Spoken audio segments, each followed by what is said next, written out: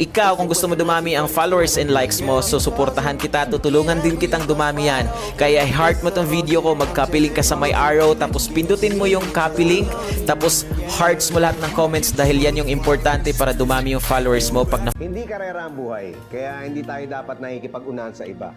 Kung lagi nating ikukumpara yung mga sarili natin sa mga taong nakakalamang sa atin, ay hindi tayo magiging masaya.